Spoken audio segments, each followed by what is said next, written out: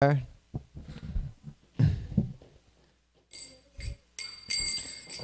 Radha Madhava Kunja Bihari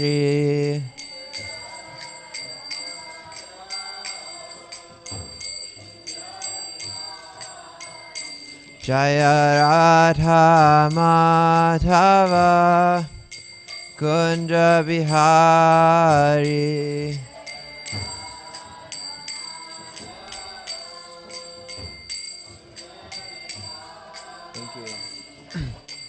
Gopi Jana Vallabha Girivaradhari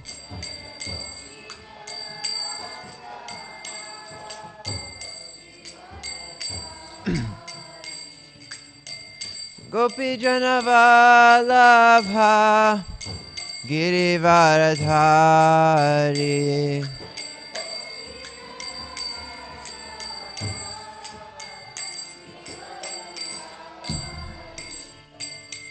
Yashodanandana Braja Janaranjana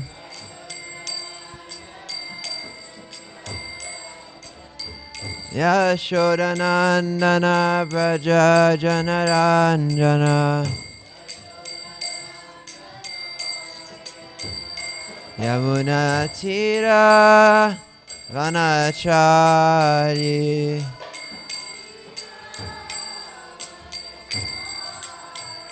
Yamuna Tira Vanachari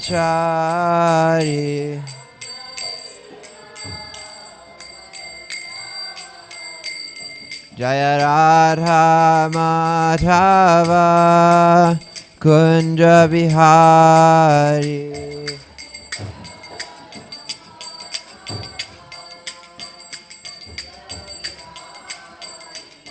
Jaya Radha Madhava Kunja Bihari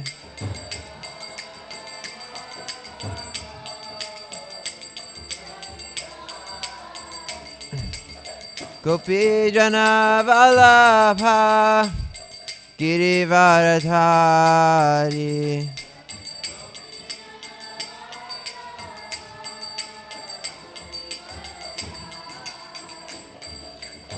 Yashodanandana Braja Janaranjana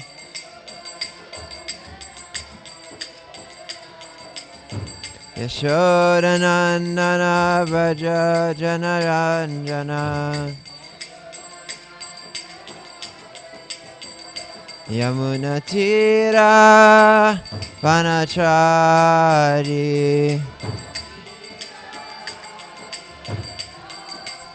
Yamuna Tira Vanachari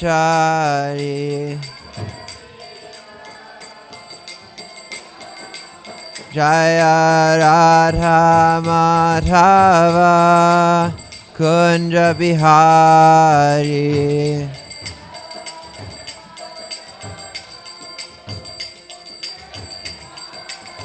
Jaya Radha Madhava Kunja Bihari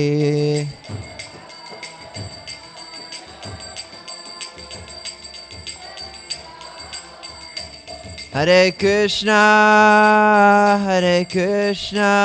Krishna Krishna Hare Hare Hare Rama Rama Rama Hare Hare Hare Krishna Krishna Krishna Hare Hare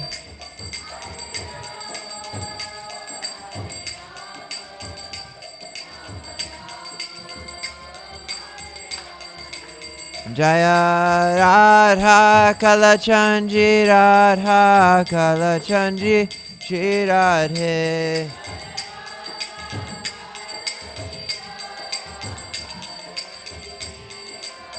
Jaya Radha Govinda Radha Govinda Shri Radhe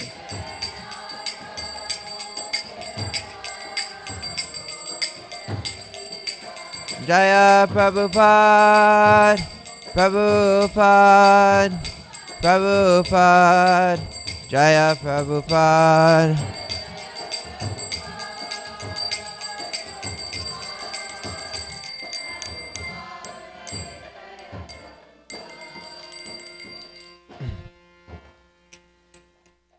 Shri Radha Madhava ki jai, Srila Prabhupada ki jai, Grantara Srimad Bhagavatam ki jai.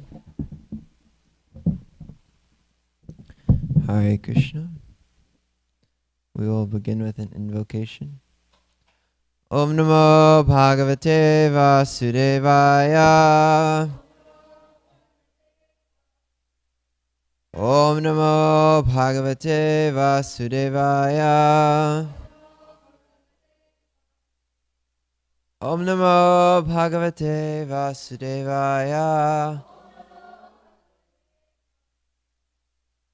Narayanam Namaskritya Naram Chaiva Narottamam Devim Saraswatim Vyasam Tato Jayamudirayat. Before reciting the Srimad Bhagavatam, which is the very means of conquest, one should offer respectful obeisances unto the personality of Godhead Narayan, unto Narayan Rishi, the supremest human being, unto Mother Saraswati, the goddess of learning, and unto Srila Vyasadeva, the author.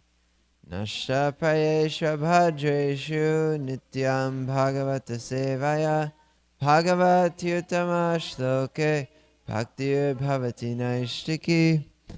A regular attendance in classes on the Bhagavatam, ending of service of the pure devotee, is almost completely destroyed. Loving service of the personality of Godhead, as the chairs of the sons, your local effect. Om Jnana Timirandasya Gyananjana Shalakaya Chakshurun Militam Yena Tasmai Shri Gurave Namaha. I was born in the darkest of ignorance. My spiritual master opened my eyes with the torchlight of knowledge. I offer my respectful obeisances unto him. Try. Alright, so today we will be reading from the Srimad Bhagavatam, and this is the second to last class on the 5th canto. So we are wrapping up with all the planets, and we're going to kind of a little bit of an unpleasant topic, but we're talking about the hellish planets today. And tomorrow... Huh? Yeah, so the next class is going to do the rest of the hellish planets. So we got 2 days of hell. So I'll almost give like a warm-up for tomorrow's deep dive into hell. So, yeah, as we've said, today is the description of the hellish planets. So we're going to, let's see. We will skip the summary and go to text 1, because yeah, we're not really going to cover that section today. Yeah, so kind of the context here is we just went all over the universe, and now we're going back to we're going to the lower planetary systems. So we talked about the subterranean heavenly planets, we talked about Lord Ananta, and now we're talking about the hellish planets. Do we have a mic?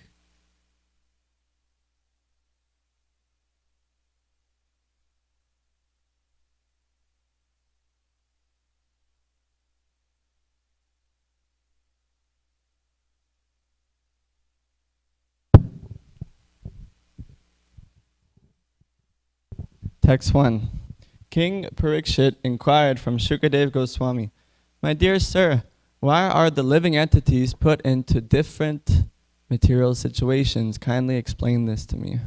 So this is a very intelligent question from King Parikshit. Yeah, this is a question that often is unanswered in other faiths.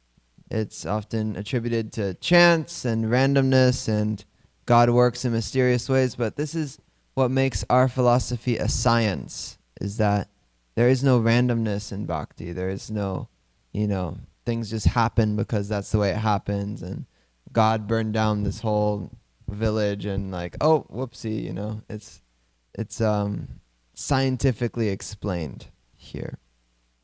Next text, please. The great sage Sukadeva Goswami said, "My dear king, in this material world there are three kinds of activities, those in the mode of goodness, the mode of passion, and the mode of ignorance. Because all people are influenced by the three modes of material nature, the results of their activities are also divided into three.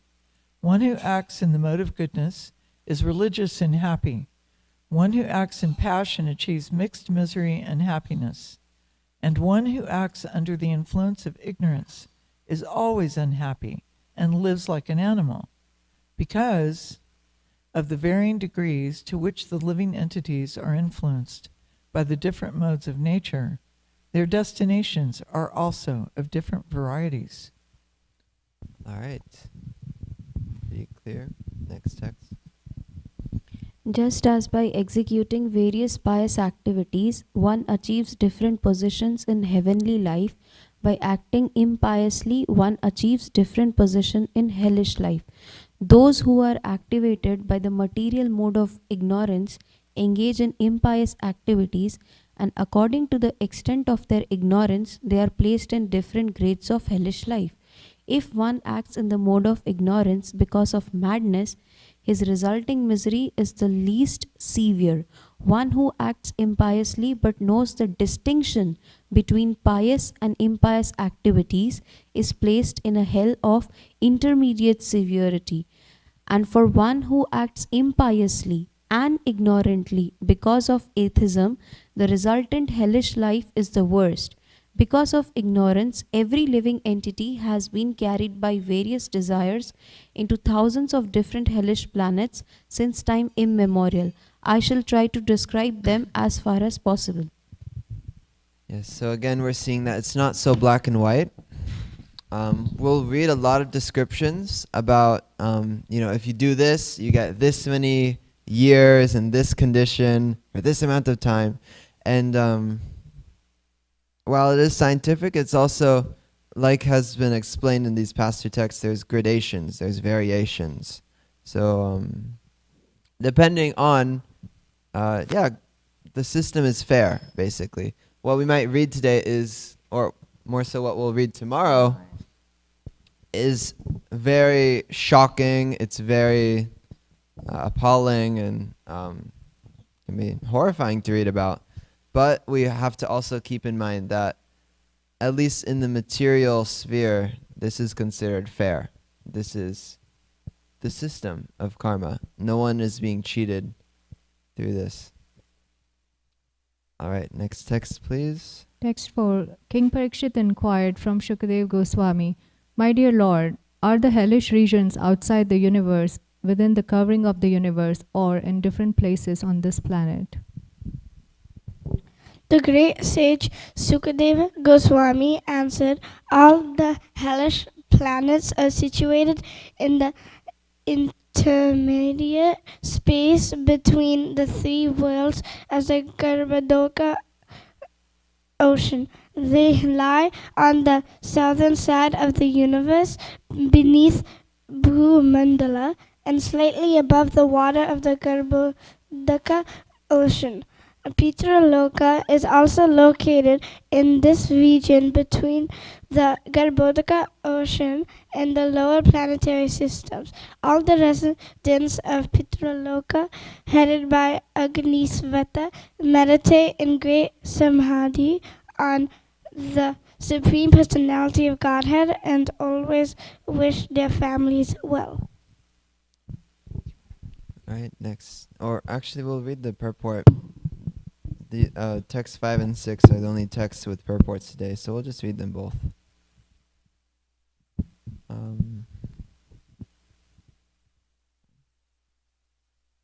Let's read the purport.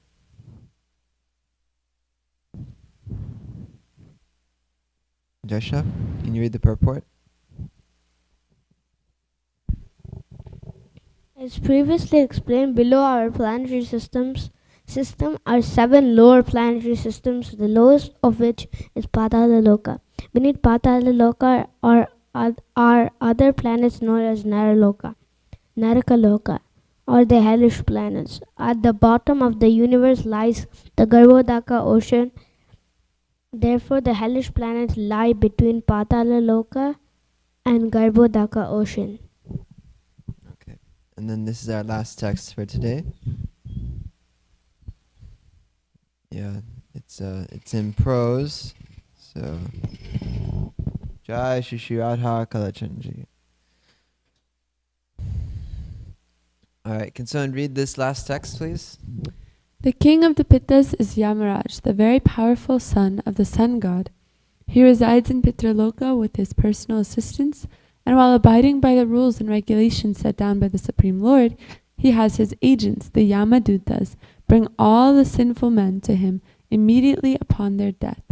After bringing them within his jurisdiction, he properly judges them according to their specific sinful activities and sends them to one of the many hellish planets for suitable punishments. 4. Yamaraj is not a fictitious or mythological character. He has his own abode, Pitraloka, of which he is king.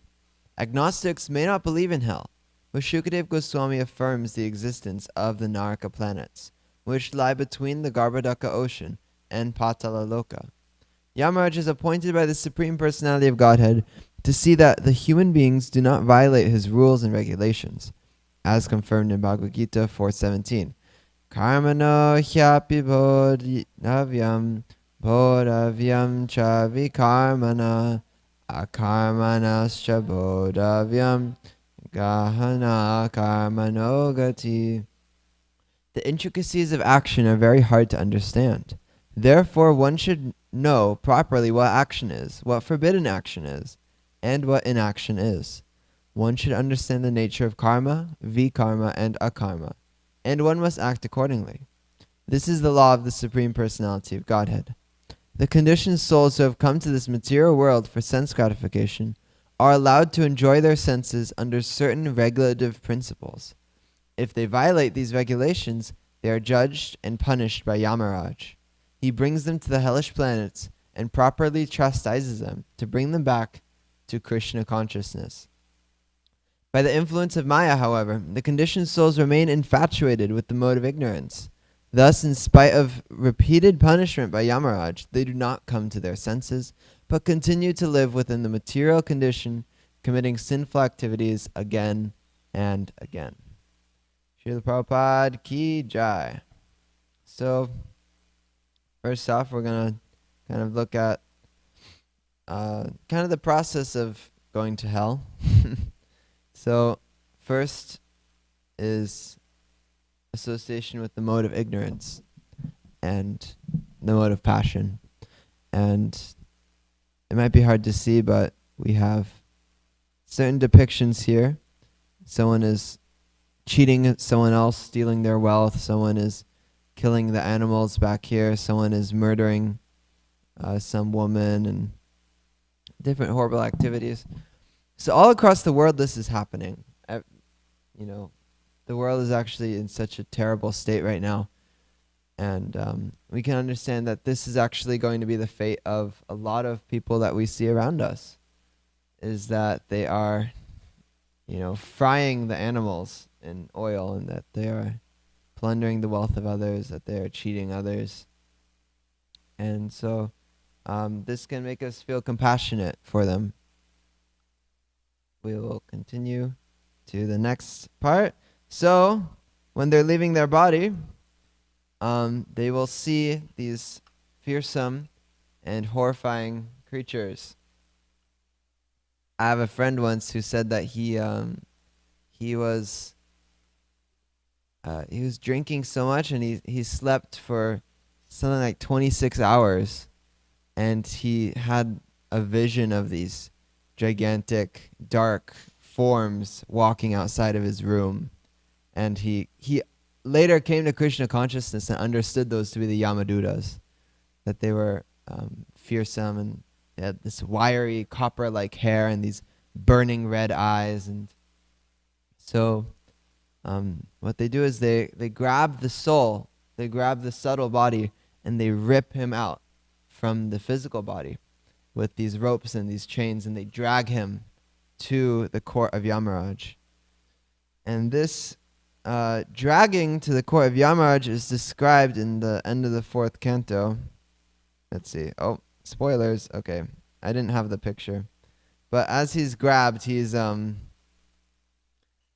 being dragged extremely quickly. It's like he's traveling like perhaps at the speed of light or something like that. Extremely quickly he's being forcefully dragged, and the animals which he hurt throughout his life are tearing him apart and scratching at him. And then he arrives at the court of Yamaraj. And so this character looks like someone, I don't know if it's meant to look like Einstein. I hope it's not. I don't know. I don't want to think about that. But this is where Yamaraj resides, as Pitraloka. Who here knew that Yamaraj lived in Pitraloka? Because I did not. Yeah, Jaishnav knew. Jai, scholarly. So here Yamaraj and all his attendants, or what do you call it? They've written down the activities, the sins of the person sent to be punished. We have a big Yamaduta here. They're pretty scary. You don't really want to mess with them. And then they decide the fate of this soul. And so the Srimad Bhagavatam, this is very graphic, but the Srimad Bhagavatam has these BBT paintings, these images of what happens to the living entities. This is kind of a spoiler for tomorrow's class, so I'm sorry, Ajit. But it's actually really, really terrible and horrible things that are happening here. Drinking molten iron and being burned by iron, and let's see. And then for cooking the animals alive, similarly, there is a pot of boiling oil, and they are fried for a very long time, also embracing a molten form. So I'm going to get off of this graphic imagery just to... they never die. That's another thing. Yeah. And there's this whole chapter. I'm not sure if you want to read every single text tomorrow. We might go through every single text tomorrow. But it describes these very graphic, these very terrible and horrifying things which happen to the conditioned souls. I remember when I first read this section, it was a page turner. You can't really put it down once you start. You're like, what? And you almost want to see did I do anything that could have justified these? And yeah, for a lot of us, for most of us, honestly, without Krishna consciousness, we could see ourselves in situations like that, and we have been in these situations before. We can see that the subtle body, it's traumatized by these conditions that we've been in. We've probably been to these planets several times. So when the soul hears this section of Srimad Bhagavatam, perhaps the soul goes, oh, this is very familiar, you know. Yeah, I remember the tree and when they yank me down the tree. But another thing that we can meditate on, or that we can look at, I guess two main points, is that hell is, or any kind of suffering, it is almost like a movie theater, you know. You're the soul, and you're sitting in the theater, you have your popcorn, and on the screen, let's say you're watching a horror movie. And so have you guys ever experienced this where you watch a scary movie and you invest yourself into the character? You invest yourself into whatever terrifying things are happening on the screen. That's what the soul experiences. And this hell, you could say, it's both very literal. It's both a physical place, it's a location, and then it's also metaphorical. It's also subtle. It's described that I believe, Prabhupada Priya gave this class on the descent of the Ganges, and so there Kapila Muni, he's meditating, and these sons, they've been looking for the horse for so long, and they come to Kapila Muni and they're so angry, and they often it's depicted that Kapila Muni burns them with his eyes, but actually it's their own hatred within their heart. It's their own fire which ignites their bodies and burns them to ashes. So this hell, it's actually a state of consciousness of the living entity. It while they may not have actually, I believe they were in the hellish planets. They were in some lower planets at that time, but the real hell was in their own perception, in their own hatred. And similarly, we said, what does the devotee call hell? Does anyone know what is hell to the devotee? Separation from Krishna? Anything more specific? Forgetfulness of Krishna? Vijaypuru? The absence of devotional service? Absence of devotees. So specifically what I've heard a lot is merging. Merging is likened to hell, Narakeshu. So we see that, while it may look graphic, it may look terrifying, it may look so scary, the devotee, they see merging as more scary than the hellish planets. They actually say, my Lord, I will go to the hellish planets if you desire, Does anyone know a story which exemplifies this? The gopis. The gopis making tilak for Krishna. Should I tell it? Or you want to tell it? If you want, yeah, you can tell it. So, but you have to be very dramatic with it. Oh my gosh. Well, I'll forget some details. Who was it that was going to ask? Or Krishna had a headache, first of all. And he asked, who? Was it Narada Muni? Who was it? He asked Narada Muni to find someone to, he needed the dust from the feet of his devotees in order to make his headache go away. He had to smear that dust on his head. So he asked Narada Muni to go find some devotees to give him the dust from their feet so that Krishna's headache could go away. So Narada Muni goes to all of these different devotees. Who are some devotees that he goes to? The Brahmanas. The Brahmanas, and who else? The demigods. He goes to so many different devotees and he asks, and all of them, they say, oh my gosh, I cannot do that for, I'll go to hell if I put the dust from my feet on Krishna's head. That's the worst sin ever. He's God. He's the Supreme Personality. I'm nothing. I can't do it.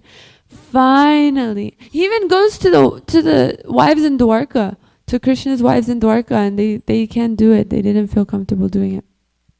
So finally he goes to the gopis of Vrindavan and he says, Krishna has a headache, he needs the dust from your feet. And the gopis of Vrindavan go, Krishna has a headache? Oh my gosh, they start rubbing their feet all over the ground, kicking up as much dust as they can. So much dust actually that to this day there's a place that you can go and put that dust and use it to make tilak, which most of us in this room have on our foreheads right now. And they said, Narada Muni said, aren't you afraid that you'll go to hell if you do this? He said, hell schmel. I'll go anywhere. If Krishna has a headache, I have to help him, get rid of his headache. So they did. Mm-hmm. Yeah. Okay. Jai, thank you. That was great. Yeah, so we're seeing that, it's actually not something to be so afraid of for the devotee or for the spirit soul, period. It's actually, it's just another sensation of the flesh, you could say. Just like a cold shower, But, yeah, in a sense, the soul is untouched from these things. The soul is pure.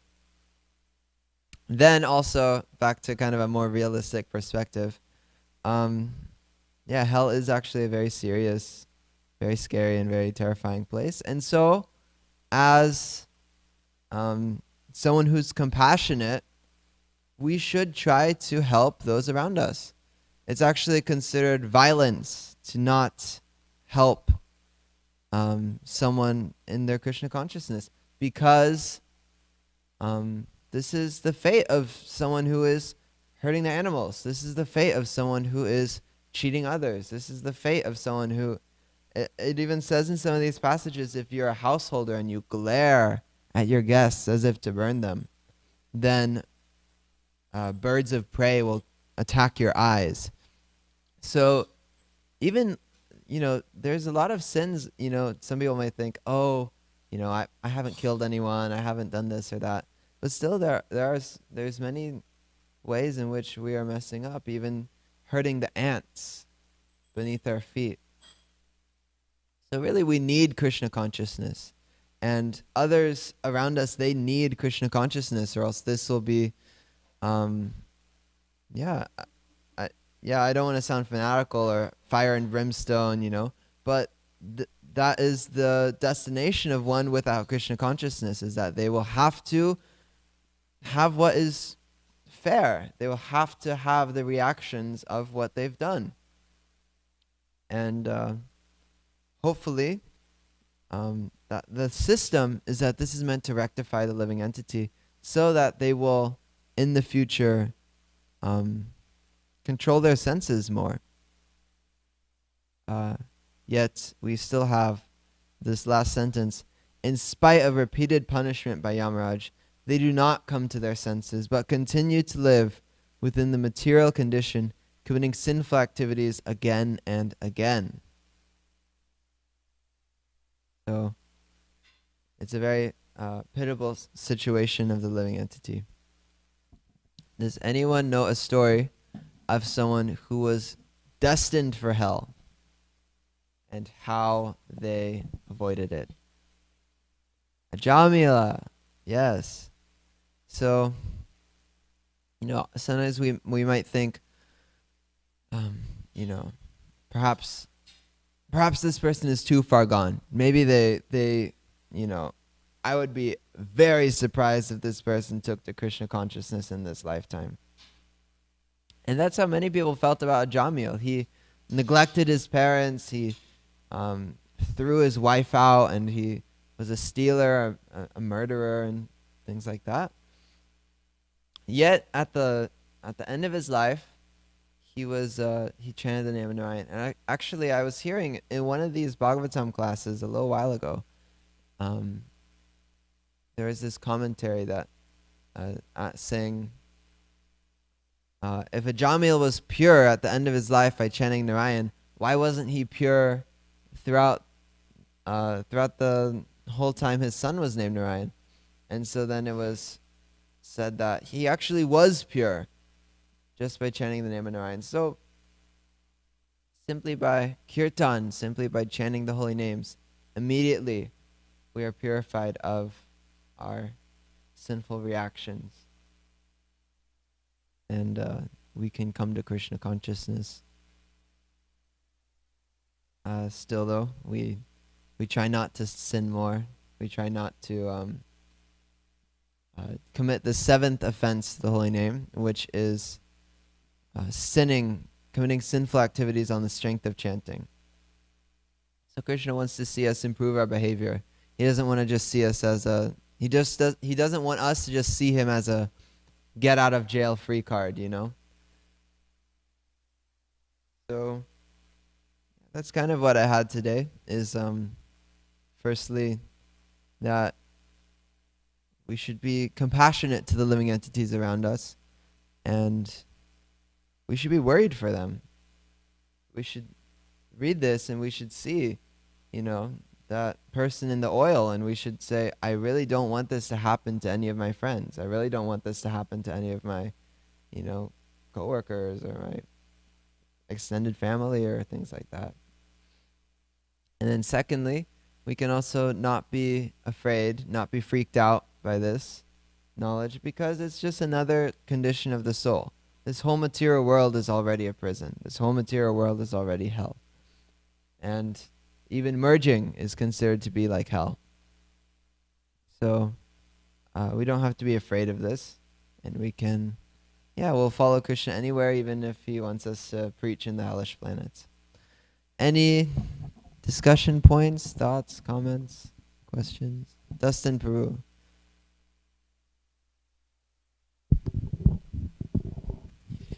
Hare Krishna, Drishta. Prabhu, do we have to leave planet Earth to have some worth of a hellish experience? Do we have to leave planet Earth to have a hellish experience? What do you think? I think hell could be inside of the mind. Mm-hmm. Yeah, that's kind of what we talked about earlier. That the mind can turn heaven into hell, and then can also turn hell into heaven. So, how do you think we change our mind from turning heaven into hell and hell into heaven? Association with devotees and coming to the temple and japa. Mm-hmm. And then specifically, there's one quality which can turn hell into heaven. Does anyone know what quality that would be? Remembering Krishna?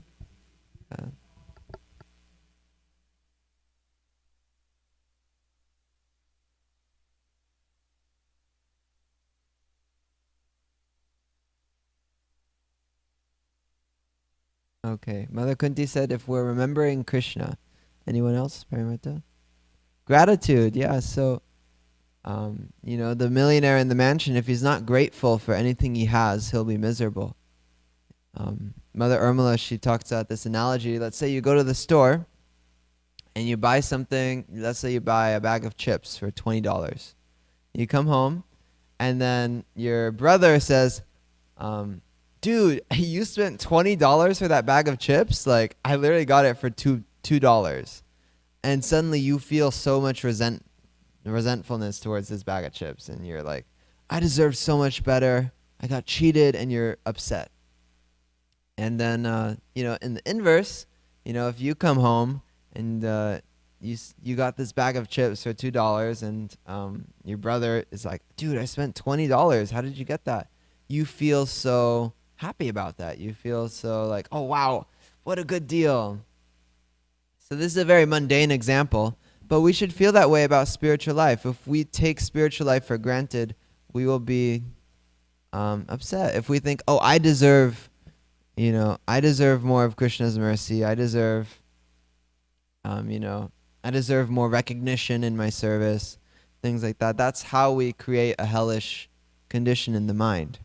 Versus if we're grateful for what Krishna has given us, if we're grateful to be even able to chant Hare Krishna, then we will be in a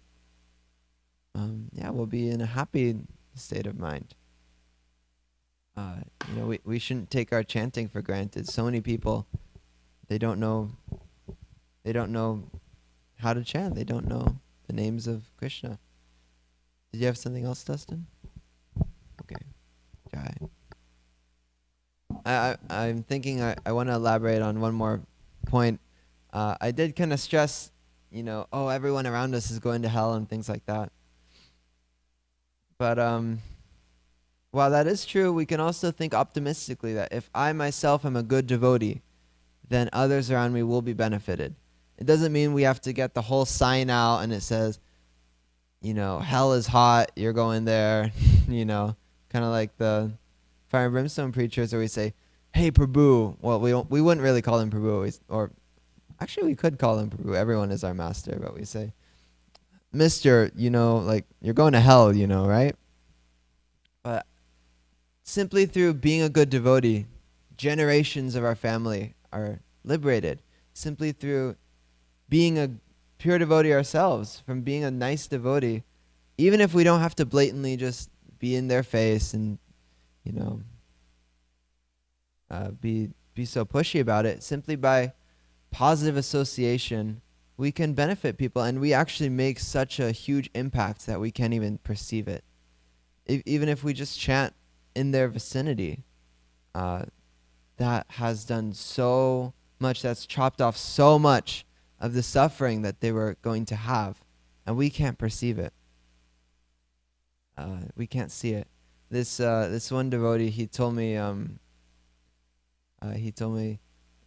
I wish I followed this instruction, but he told me, whenever you chant very loudly so that all the grass can hear, all the bugs can hear, all the trees can hear, all the birds can hear, all the insects and the bacteria and the microbes and other people. And I would see him going and chanting japa around the temple, and you could hear him for like a block. It's like it's his japa, but he's chanting so loud. Why is he chanting so loud? Because he's not being selfish with the mantra. He's not being a hoarder. He's sharing it with those around him because he knows the benefit of it. Pramrita?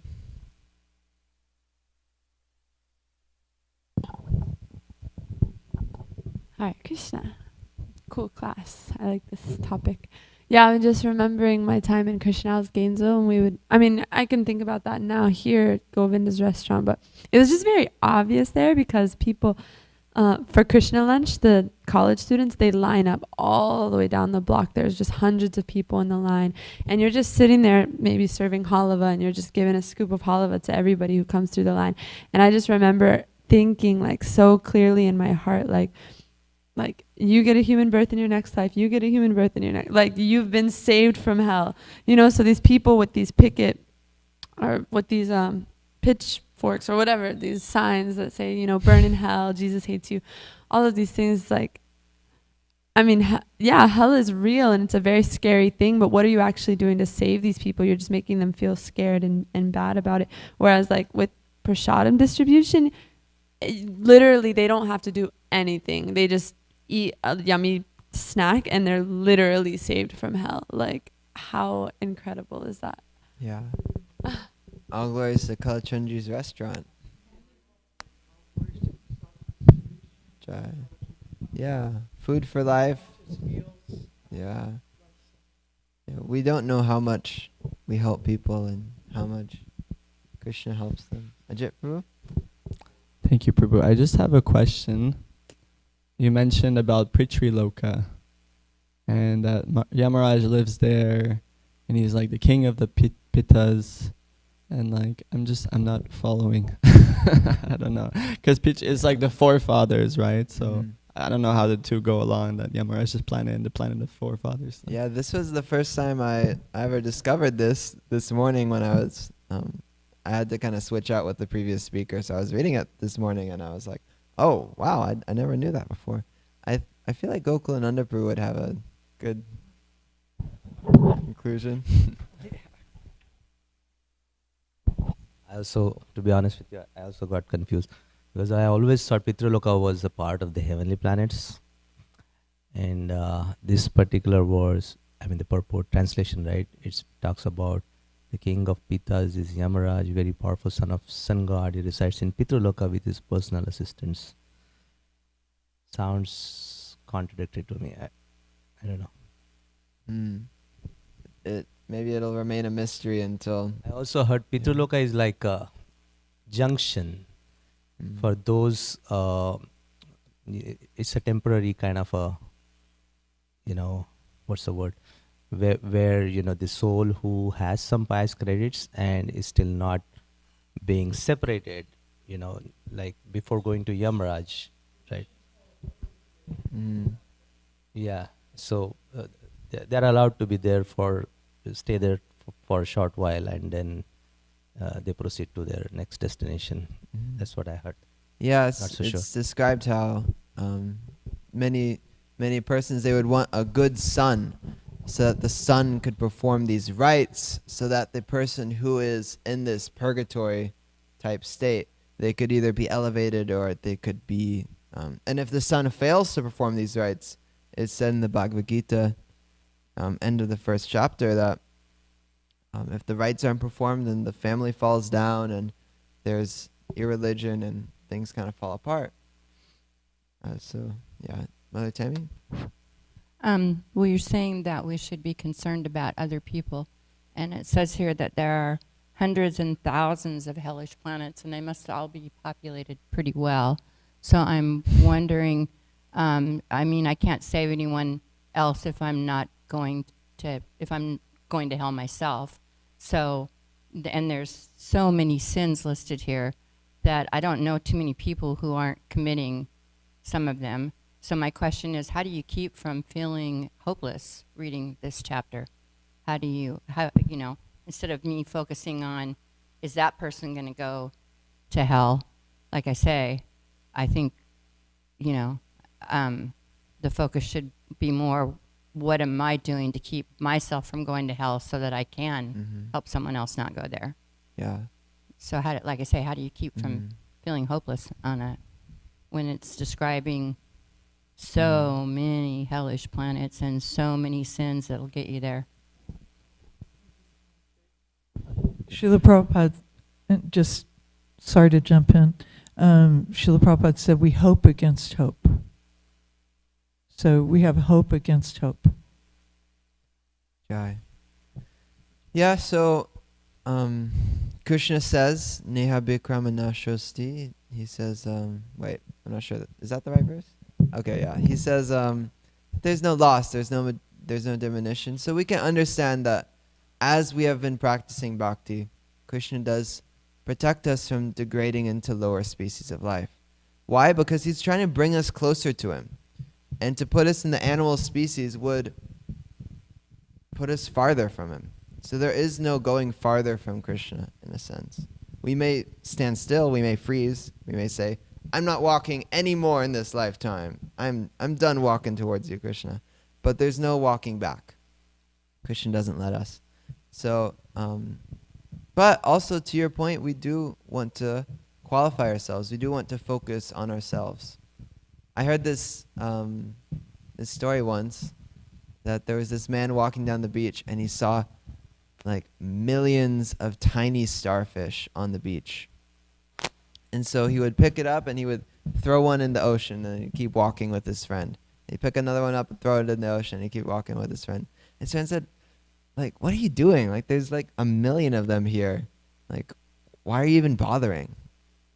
Yeah, what difference does it make? And then he said, he picks up another one and he throws it and he says, it made a difference to that one. So, even just one person, even just one little starfish. I mean, we are a little starfish that's been helped out.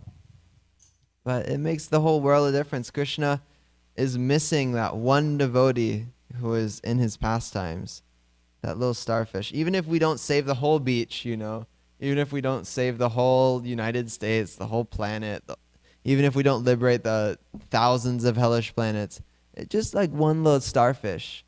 It's enough. It's described in the pastime of Dhruva Maharaj, going back to Godhead. Srila Prabhupada writes in the purport that, in the purport of the one where his mother is going back to Godhead, because Dhruva Maharaj became a pure devotee, his mother also went with him, because his mother helped him, his mother instructed him. So Srila Prabhupada says, if there's just one disciple who goes back to Godhead, then our position will be guaranteed. Then we will have done our part, and that we will have, in a sense, not to say we earned it, but that is, that is kind of the result. If we can even just help one person, even just a little bit, just help them a tiny bit, just connect them with Krishna in some small, tiny, or if in a big way you can connect someone, that's even better. But yeah, just somehow it makes the world a difference. That tiny starfish who was drowning in the air when he got thrown back in the water. Any Ajit Prabhu, then Gokulanand. You touched on it again, but I was hoping we can develop more on this, and how at the end of the purport, Prabhupada says that even in spite of repeated punishment by Yamaraj, they do not come to their senses, but continue to live within the material condition, committing sinful activities again and again. So I should have been breathing more. Anyways, that's an inside joke. So yeah, this seems to be a little bit contradictory to the concept of hell, because it's supposed to be that kind of like, you go to get reformed, you go to learn your lesson and not commit the same mistake again. But then it says, so, in what situation do they just keep repeating? In what situation do they get out of it and move on? Like, because here seems really like doomful, like it's like, and it seems to kind of like explain why Christians or even Muslims think that it's like eternal hell, because it almost seems like it's like eternal. It just, you never learn your lesson. You just keep committing the same thing over and over again. Yeah, I was later in the 6th canto, Narada Muni is speaking to I believe it's the Haryashvas. It's the sons of Daksha, and he describes that there's this hole. It's called like a bila or something, and that hole, it seems that no one ever comes out of it. Having once gone, so first he describes this kingdom that when once goes, they seemingly never return. And then he describes a hole in which one goes, one seemingly never returns. So Prabhupada, he says that, when one goes back to Godhead, it's very, like, they don't return, they've gone back to Godhead. And then hell, I can see how Christians can come to this conclusion that's eternal, because it's, the text, it says that it's almost seldom seen that one comes out of that hole. I didn't really understand it so well as all of us, I assume, have, well, I wouldn't say all of us, but at least myself, I would assume I've been to hell before. So, but back to your point, sorry. Your point was, oh yeah, why do we not learn? Yeah, we're very stubborn, and it really takes mercy and surrender. It's it's almost like you're saying, we are doomed in this material world. We are hopelessly lost, we're hopelessly stuck in this cycle until a devotee comes in contact with us. Krishna says that it's impossible to overcome this ocean. With a drop of mercy from our spiritual master, we can escape this material world. And yeah, that's really, at the end of the day, that's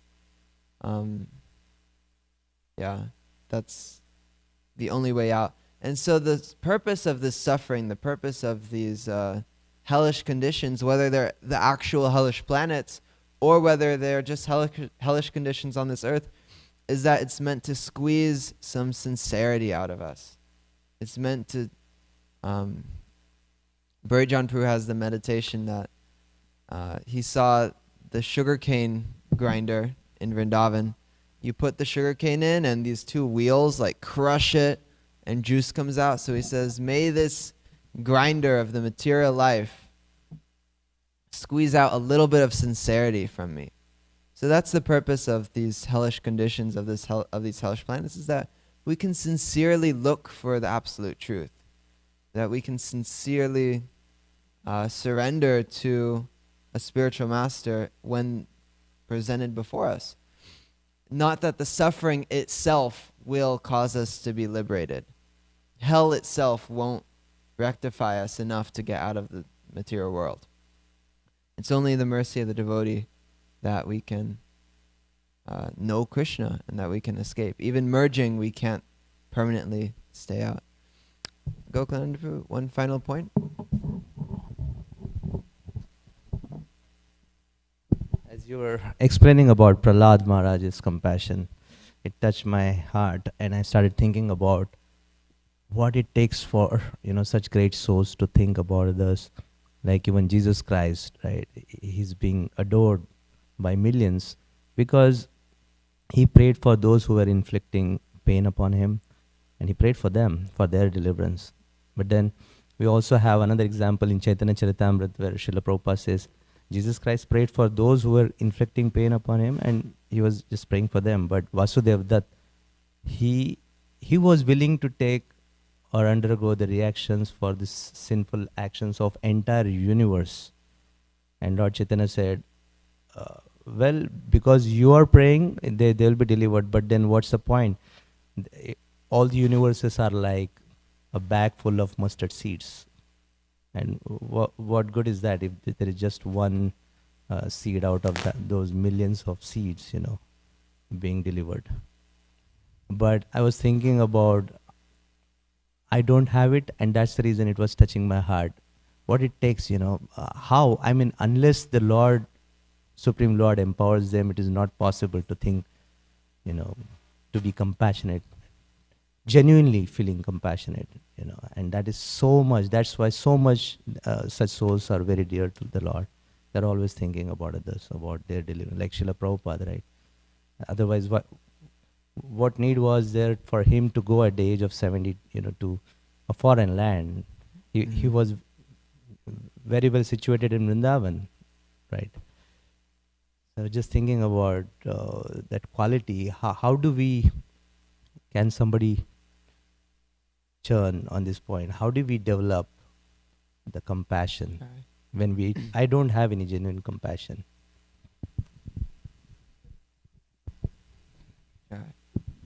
Yeah, I'm sorry, I'm going to jump in. You pray for that. We desire the desire. And if we don't have that desire, we desire the desire to desire. And it keeps going.